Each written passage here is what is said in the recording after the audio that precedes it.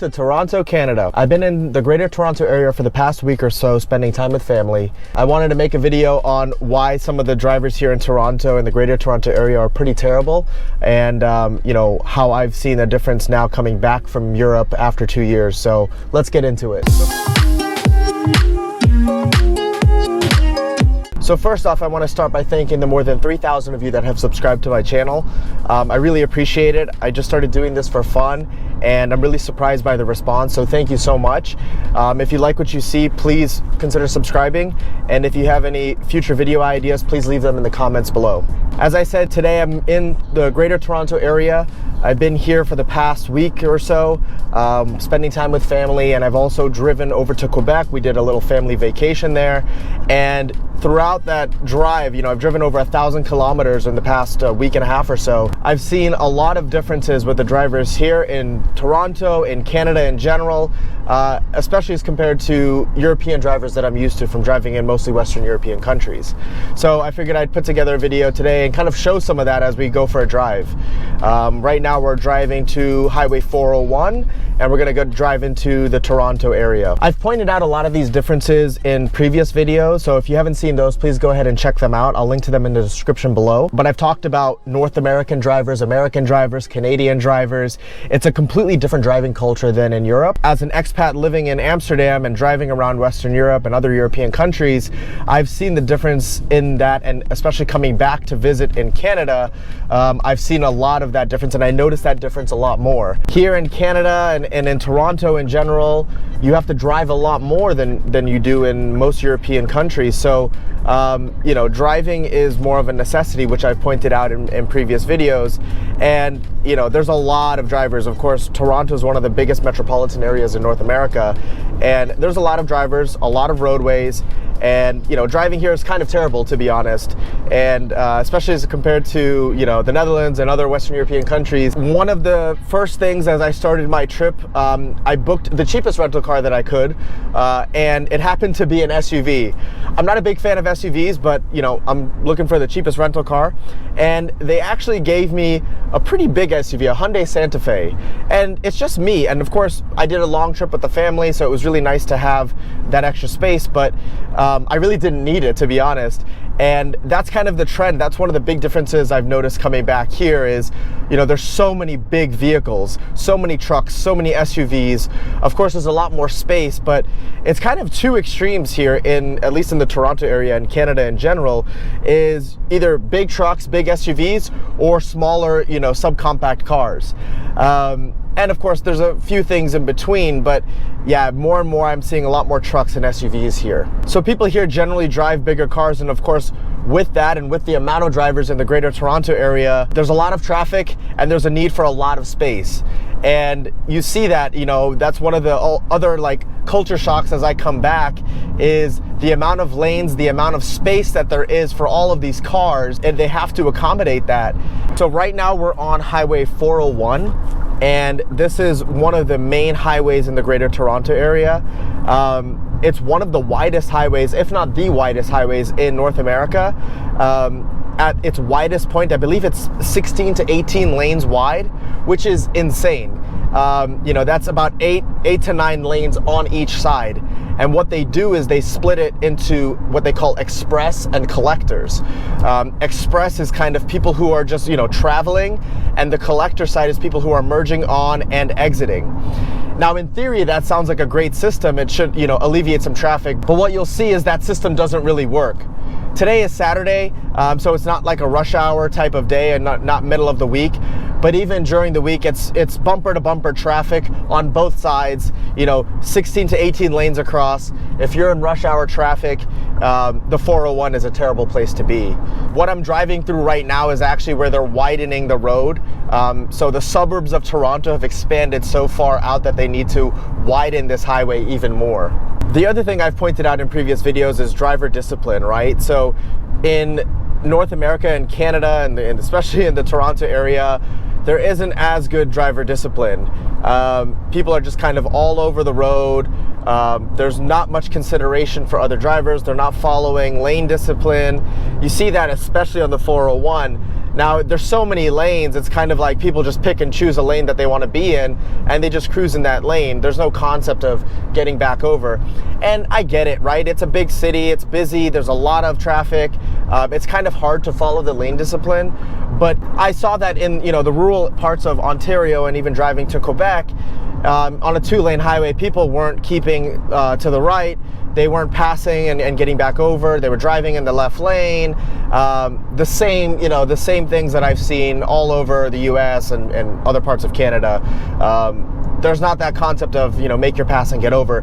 Even I saw big semi trucks in the left lane trying to pass or cruising in the left lane, holding up traffic.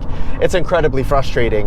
Whether you're driving in Toronto or even outside of the big cities, the driving experience due to the lack of discipline is pretty terrible. As a result of that, you'll see this in this video, I have to kind of adapt to that style of not staying to the right because it's the way people are driving, and when everybody is driving kind of like this, it's hard to be, you know, follow lane discipline and stay to the right because you're not able to pass or you're not able to, you know, get back over to pass if you're stuck in the right lane.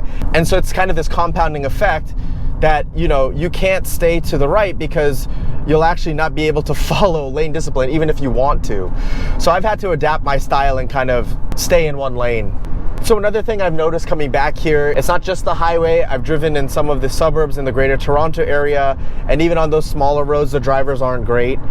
One of the things that's always frustrated me in Ontario, I'm not sure if it's in other parts of Canada, but in the suburbs, sometimes the left turn lane doesn't have an arrow signal. So at an intersection, the traffic light either doesn't have a left turn arrow, or the left turn arrow is only for a short period of time, and then as a left turn, you have to yield to the oncoming traffic.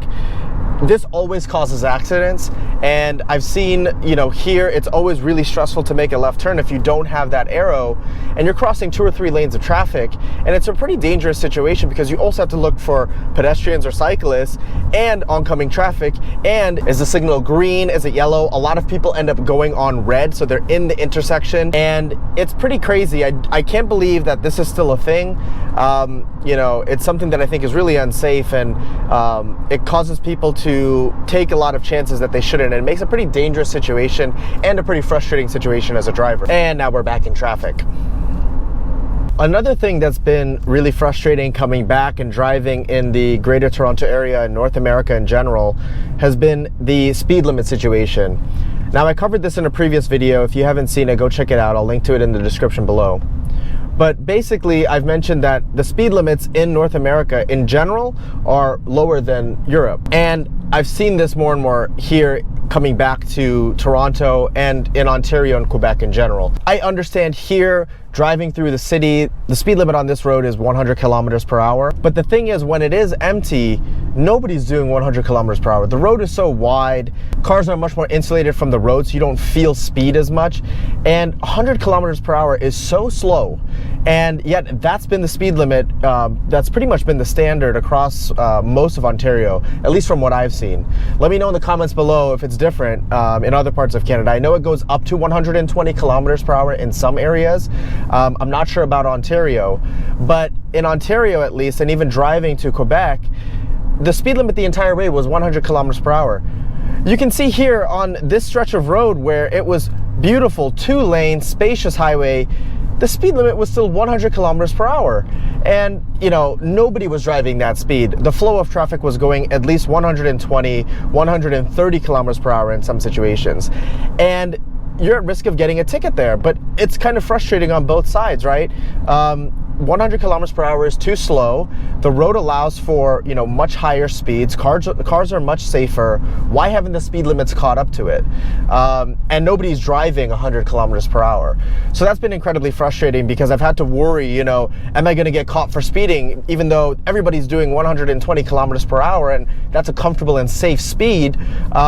You know, the speed limit's 100, I'm going 20 over, I'm going 30 over. That's been super frustrating as well. Now, it hasn't been all bad. Since the last time I was in Canada over 2 years ago, I've noticed some differences in the road design, specifically in the suburbs. So I've seen more roundabouts being put in instead of four-way stops or traffic light intersections. You can see a couple examples here in the area of Milton. They've put in a few roundabouts, and there's a lot of instructions and signs that tells people how to use them because people still aren't used to them and still aren't comfortable with them. But it's really been impressive to see the traffic engineers really embracing that design of the roundabout, recognizing that it's safer for pedestrians, for cars, for cyclists, and it's better for traffic as it keeps traffic moving.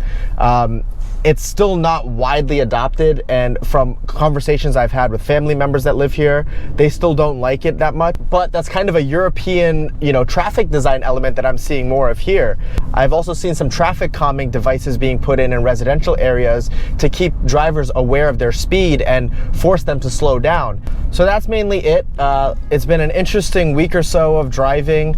I'm much more keen on these differences, and I really think that the driving situation in Canada and the Greater Toronto area is pretty terrible. I know in many European cities there's probably a lot of similarities with driving in Toronto and in the Greater Toronto area, but in my personal experience, driving in Toronto is pretty crappy. Let me know what you think in the comments below. What do you think about this traffic situation? What do you think about Toronto driving if you've driven here before? How does it compare to where you live? Let me know in the comments below. Thanks for watching.